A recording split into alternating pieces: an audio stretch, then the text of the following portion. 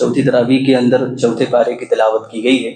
جس میں سب سے پہلی بات جو اللہ رب العالمین نے ذکر کی ہے، اللہ نے فرمایا لن تنالوا البر حتى تنفقوا مما تحبون،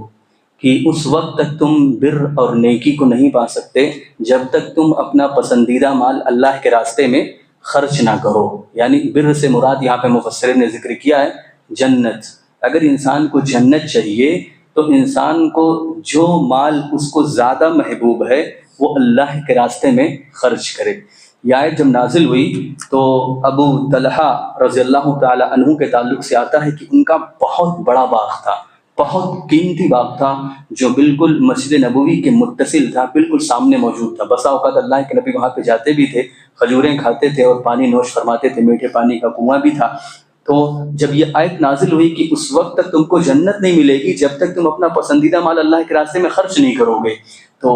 اللہ کے نبی کے پاس گئے اور کہتے ہیں کہ اللہ کے نبی یہ میرا جو مال ہے نا بڑا قیمتی ہے، مجھے بڑا محبوب ہے، مجھے بہت پسند ہے کیونکہ بہت قیمتی ہے۔ اللہ کے نبی نے کہا کہ ابو طلحہ یہ تو بہت قیمتی مال ہے، کچھ رکھ لو، کچھ صدقہ و خیرات کر دو۔ کہتے ہیں نہیں، میں نے عہد کر لیا اللہ اس کے رسول کو دینے کے لیے، میں اللہ کے راستے میں دینا چاہتا ہوں۔ تو اللہ کے نبی نے کہا اچھا ایک کام کرو، جب تم نے ٹھان ہی لیا ہے تو اپنے اقربا میں، اپنے قریبی رشتہ داروں میں اس کو تقسیم کر دو، کیونکہ اس میں ڈبل اجر ملتا ہے۔ تو بتانا مقصود یہ ہے کہ اگر ایک انسان جنت چاہتا ہے تو کم سے کم اتنا ہونا چاہیے کہ جو مال اس کو زیادہ محبوب ہے، زیادہ قیمتی جو مال ہوتا ہے، اس کو انسان اس سے اٹریکشن ہوتا ہے نا، انسان اس سے محبت کرتا ہے، تو شریعت کہتی ہے کہ اس کو اللہ کے راستے میں خرچ کرنے کی کوشش کرو۔ دوسری بات